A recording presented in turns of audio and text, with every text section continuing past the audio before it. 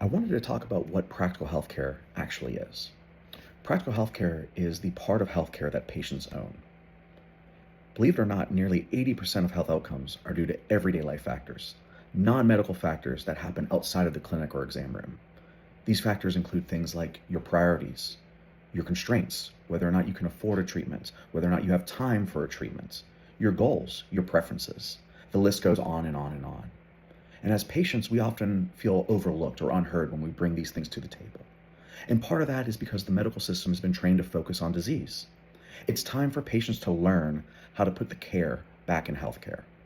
Doctors are experts in medicine, and we as patients are experts in our everyday lives. When those two things come together, care improves for everyone. I wanted to end with an example. So I found myself wearing this shirt. And as you can see, there's a human at the center. This human is my wife, Mo, and her favorite hobby is rollerblading. So when she tore her ACL during COVID, I made a shirt with her favorite hobby in the center of her injury to remind her that that's what we're aiming for. Her main core value during this recovery was connection with others. And with it happening during COVID, that factor was removed from her recovery. And so these shirts then were also sent out to all of her friends to send recordings to her to cheer her on during her recovery. These are the parts of healthcare that we are in control of, that we too often overlook.